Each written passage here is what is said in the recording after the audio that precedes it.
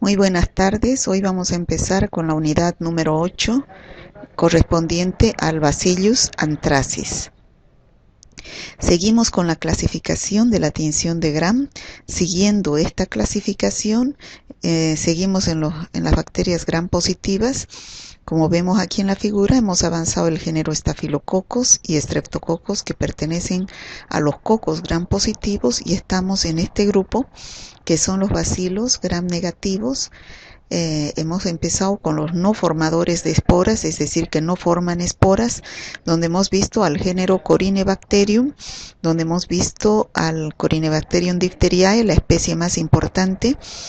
Hemos visto al género Listeria, donde hemos visto a la bacteria Listeria monocytogenes, que es la bacteria más importante. Y ahora estamos empezando con los bacilos Gram positivos, que son formadores de esporas, donde tenemos al género Bacillus y dos especies que son el Bacillus anthracis y el Bacillus cereus. La próxima clase terminamos con los bacilos Gram positivos, que serían los anaerobios, bacilos Gram positivos anaerobios, donde está el género Clostridium y el Clostridium tetani y Clostridium botulinum. Bueno, volvemos a repetir, estamos en bacilos Gram positivos y específicamente hemos entrado al Bacillus anthracis. El Bacillus anthracis es un bacilo Gram positivo que produce la enfermedad llamada carbunco o también llamada anthrax. Como vemos aquí en la figura, al teñir con la tinción de Gram, se observan como bacilos Gram positivos, pero tienen los extremos cortados como en ángulo recto. No son como los otros bacilos que presentan los extremos redondeados. Aquí estos son como cortados en ángulo recto y de acuerdo a sus requerimientos de oxígeno son aerobios, es decir, que crecen en presencia de oxígeno. Este Bacillus anthracis, que produce la enfermedad denominada anthrax o carbunco, es una antropozoonosis. El principal mecanismo de contagio es una antropozoonosis, no en forma natural. Es decir, que primero se enferman los animales y de los animales viene la enfermedad hacia el hombre. ¿Qué tipo de animales? Los herbívoros.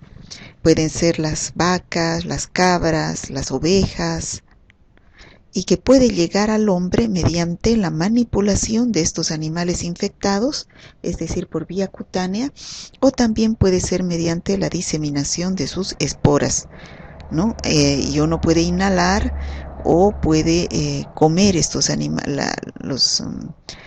los alimentos de estos animales infectados. Entonces es una antropozoonosis donde tenemos a la bacteria que llega al hombre, la bacteria que es un bacilo Gram positivo, que llega al hombre a través, como fuente de infección, los animales. Por eso se llama antropozoonosis. Bueno, dijimos que en el hombre se producen serios cuadros y que proviene de los animales muertos generalmente o animales infectados en el campo.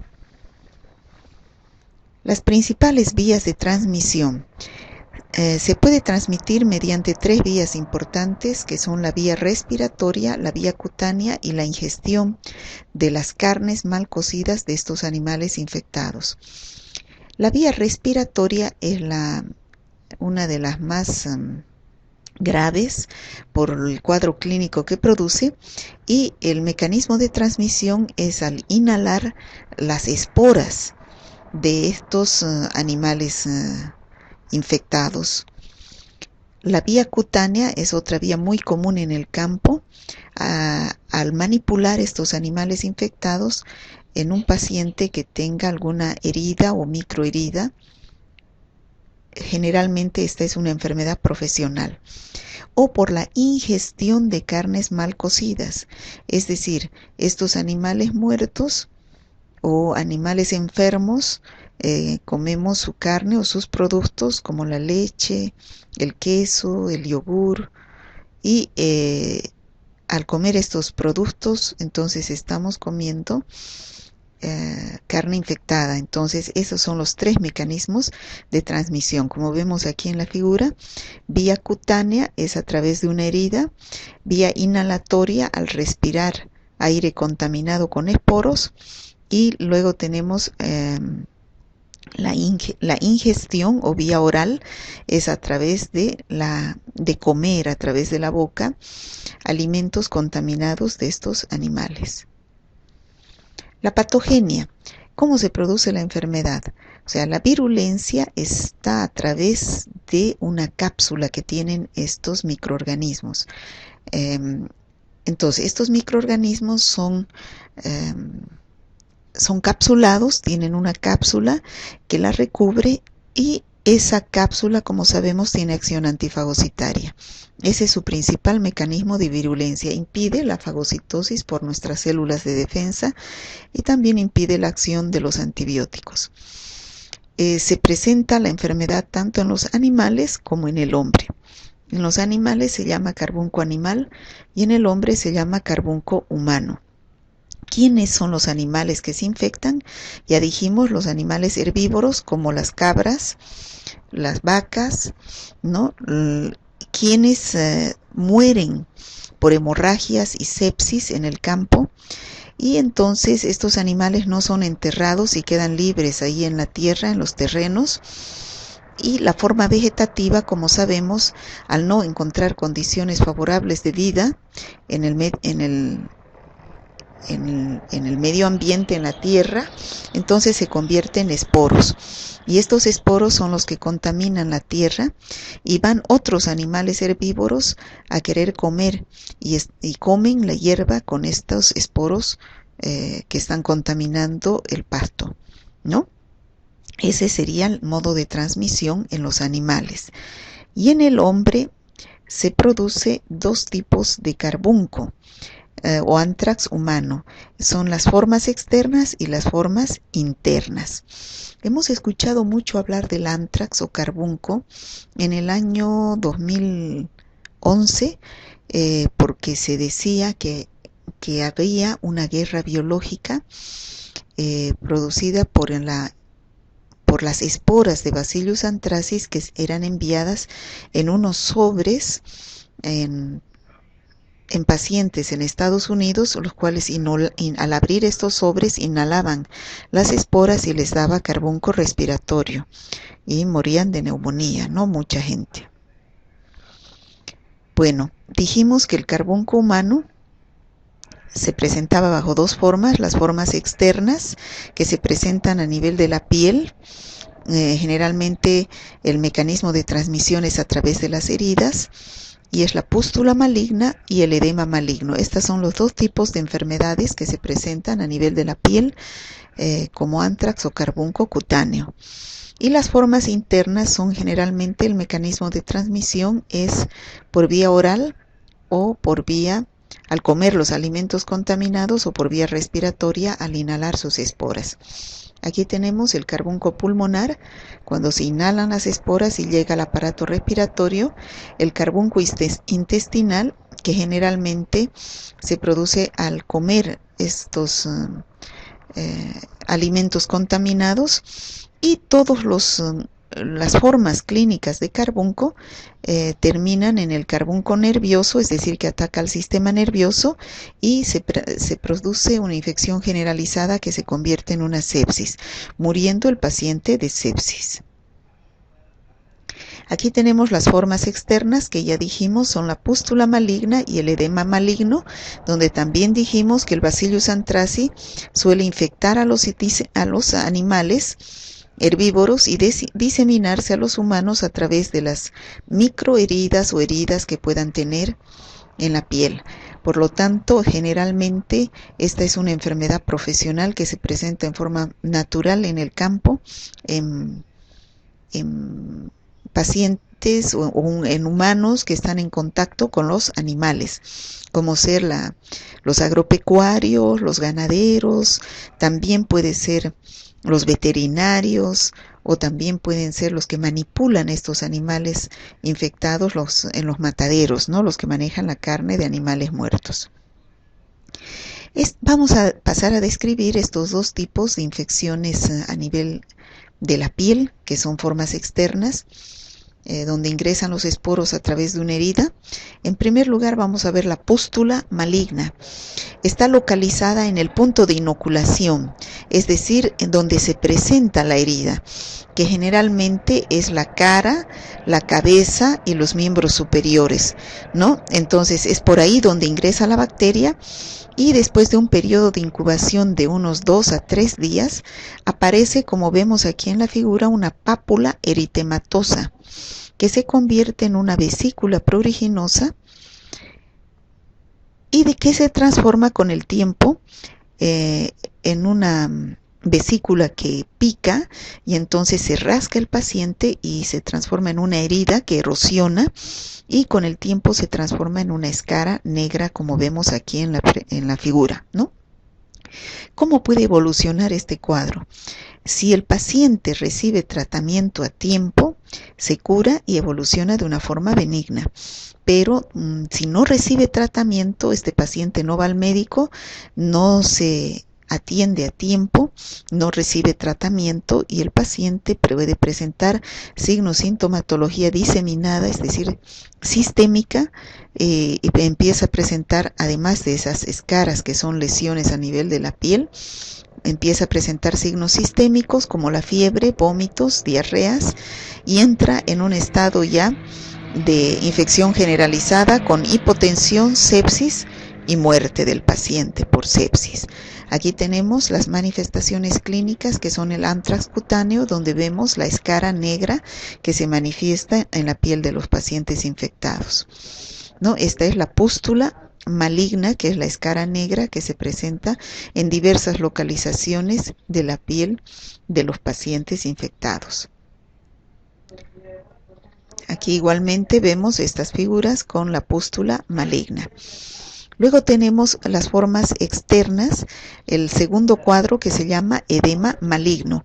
El edema maligno es más grave que la pústula maligna y se presenta generalmente en pacientes que tienen bajas defensas.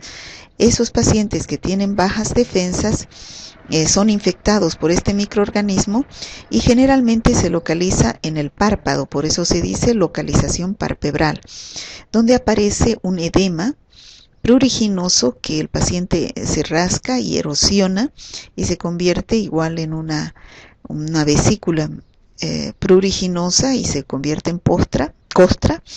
Y lo grave es que se va extendiendo a cara, cuello, la lengua, el tórax y es de pronóstico muy grave para el paciente.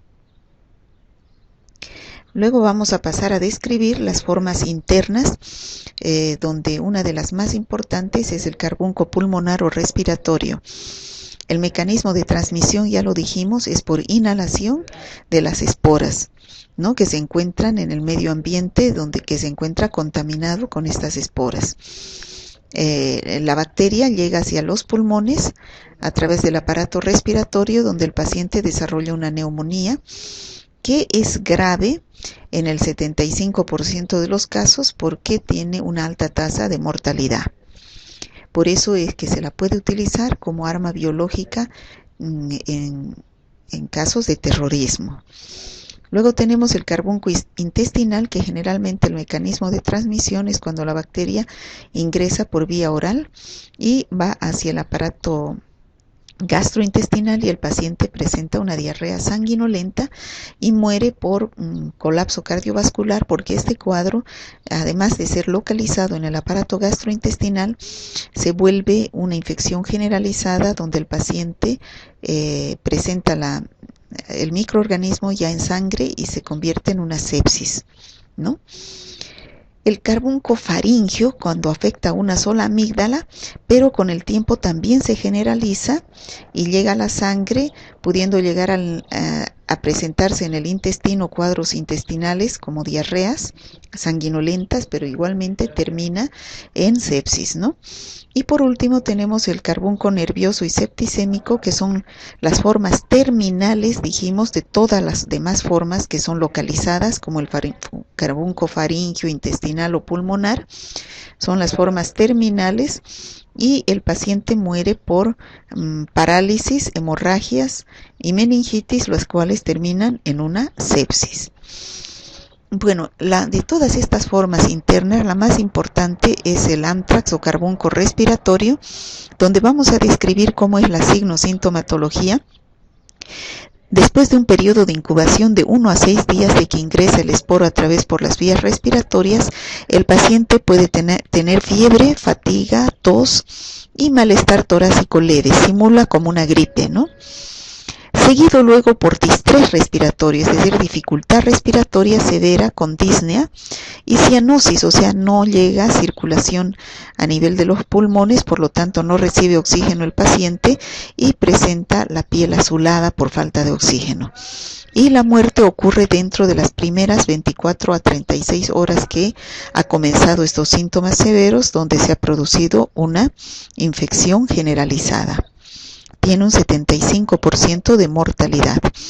Este anthrax o carbunco respiratorio, el diagnóstico generalmente es laboratorial, porque los hallazgos clínicos son inespecíficos y la radiografía de tórax se puede apreciar un ensanchamiento del mediastino, pero sin infiltrados intersticiales. El diagnóstico más específico es el diagnóstico de laboratorio, donde la tinción de Gram y el cultivo de la sangre son los métodos más útiles para su diagnóstico. ¿Cómo se realiza el tratamiento?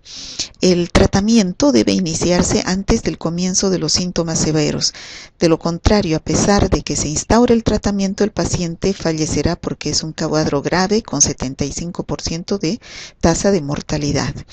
Entonces, el antibiótico de elección generalmente es la penicilina en altas dosis por vía intravenosa, pero existen pacientes que son alérgicos a los beta-lactámicos, sobre todo a la penicilina, entonces ahí se utilizan otras familias de antibióticos como ser los macrólidos, las quinolonas, como la ciprofloxacina o la doxiciclina, que es una tetraciclina. La terapia de soporte vital, es decir, es muy importante en el paciente que llega con signos vitales disminuidos. Entonces hay que darle, además del antibiótico, esa terapia de soporte vital. ¿Cómo podemos prevenir esta infección?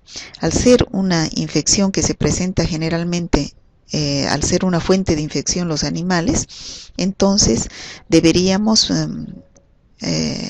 aplicar medidas sanitarias como por ejemplo la vacunación del ganado, la educación agropecuaria a la gente que vive en el campo, porque ellos presentan esta sintomatología y no le dan importancia y terminan muriendo por una sepsis. La desinfección de las pieles y lanas en las industrias, porque muchas veces estos animales pueden haber fallecido infectados, y entonces están los esporos en sus pieles y lanas, y entonces los manipuladores de estas pieles y lanas en las industrias textiles, entonces pueden inhalar estos esporos que viven durante mucho tiempo en las pieles y lanas de estos animales muertos. Por lo tanto, hay que desinfectar estas, y los manipuladores deben utilizar mascarillas o barbijos y guantes para evitar el ingreso de la bacteria en su forma de esporo por estas vías de entrada, ¿no? Ahora, a nivel del humano existe una vacuna aprobada por la FDA cuyo calendario es de 0,5 cc a las 0, 2 y 4 semanas, y luego a los 6, 2 y 18 meses, seguido por reforzamientos anuales. Pero esta vacuna se aplica solamente en las áreas endémicas donde está esta bacteria, ¿no? O en casos de una epidemia masiva.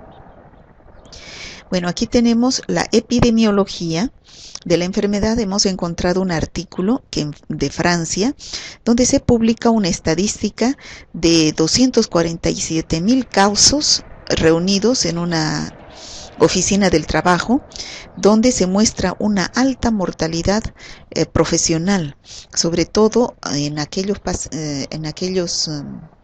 humanos que trabajan con los animales, ¿no? Y esta puede ser absolutamente evitable con las medidas de prevención, porque son profesiones de riesgo, ¿no? Porque manipulan a los animales.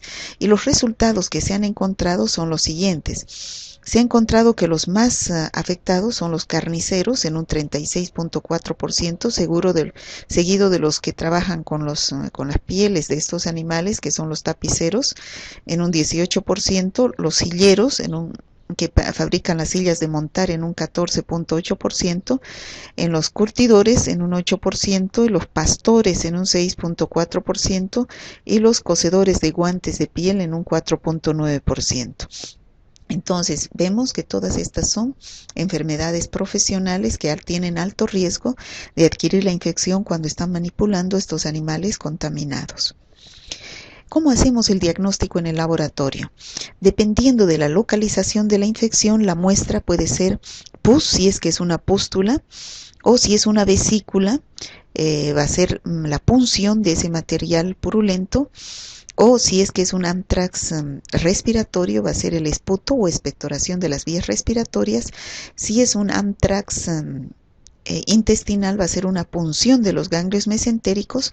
Y en el caso de que queremos saber si un animal ha muerto con anthrax, entonces le sacamos la oreja, o si no, el metatarsiano o metacarpiano del cadáver, porque esos lugares se ha demostrado que tienen alta carga de microorganismos. Una vez que tenemos la muestra, tenemos que hacer un examen directo de la muestra donde vemos la cantidad de leucocitos presentes, y debemos proceder a realizar la tinción de Gram. En la tinción de Gram debemos ver bacilos Gram positivos, como dijimos anteriormente, con los extremos cortados en ángulo recto, y son bacilos Gram positivos que presentan cápsula, ¿no? Y cultivamos en agar sangre, son microorganismos que crecen fácilmente, son aerobios, en una estufa de cultivo a una temperatura entre 35 a 37 grados. Como vemos, aquí las colonias que crecen de Bacillus anthracis, hacemos las pruebas de identificación e informamos al médico la presencia de Bacillus anthracis con su antibiograma correspondiente, para que haga el tratamiento específico adecuado. ¿Cuáles son los factores epidemiológicos que facilitan su transmisión? Sabemos que para llegar al diagnóstico de un paciente existen 3 pilares fundamentales, que son la clínica, la epidemiología y el laboratorio. Ya dijimos que la clínica, hemos descrito hasta el momento la clínica tanto del anthrax cutáneo y las formas internas, que son el respiratorio y el intestinal y el septicémico, qué signos y síntomas se presentan, donde el médico va a llegar a tener un diagnóstico presuntivo de la infección, lo cual va a confirmar con los factores epidemiológicos que le orientan igualmente en su diagnóstico, y lo que va a confirmar realmente es el hallazgo del laboratorio, donde va a identificar a la bacteria causante de la infección. ¿Cuáles son los factores epidemiológicos que facilitan hacer un diagnóstico? Preguntarle la edad al paciente. Si el paciente está entre los 30 a 40 años, entonces puede ser susceptible de la infección, porque es la edad productiva de la vida. Cuando están en esa edad, los pacientes entonces trabajan en el campo y tienen mayor riesgo, ¿no? En el sexo, el hombre, porque el hombre es el que trabaja en el campo. En el ambiente, generalmente es el ambiente rural, porque es una enfermedad que se presenta en el campo, es una antropozoonosis, si es en forma natural, ¿no? Ahora, si es provocada, va a ser en las grandes ciudades al enviar los esporos para que ingrese por vía respiratoria, pero generalmente por vía natural es el ambiente rural. Y la profesión, ya dijimos que es una enfermedad profesional donde generalmente están en riesgo las personas que manipulan a los animales, como los campesinos, los agropecuarios, los veterinarios, los de los mataderos, ¿no?, que manipulan la carne de animales infectados. Bueno, como les decía, el anthrax es un agente potencial para ser usado como arma biológica o bioterrorismo, sobre todo en la forma respiratoria, porque tiene un alto grado de mortalidad que puede causar el pánico de la gente, ¿no?, en épocas de epidemia. Bueno, hemos hablado del Bacillus anthracis, pero también este género Bacillus tiene otra especie que se llama Bacillus cereus, que causa intoxicaciones alimentarias. Puede presentarse bajo 2 formas clínicas, que es el síndrome emético y el síndrome diarreico. El síndrome emético es cuando se producen solamente vómitos, y el síndrome diarreico además se producen diarreas. En el síndrome emético el periodo de incubación es corto, es decir, es más corto que en el síndrome diarreico, es decir, los signos y síntomas de los vómitos se van a presentar mucho antes de la diarrea, y son cuadros generalmente autolimitados, es decir, que no es necesario dar antibióticos, solamente hacer un tratamiento sintomático de los síntomas, como ser en pacientes deshidratados por la diarrea o el vómito, dar sales de rehidratación, pero también ha sido implicado en casos graves como sepsis, endocarditis, infecciones respiratorias y del sistema nervioso central. Pero la mayor parte de los casos son intoxicaciones alimentarias, que se comen alimentos contaminados con esporos de Bacillus cereus. Bueno, con esto habríamos terminado este tema, que es relativamente corto, y terminamos con algunas preguntas como retroalimentación de lo avanzado, ¿no? ¿Cuál es la especie del género Bacillus patógena para el hombre? Bueno, es el Bacillus anthracis y el Bacillus cereus.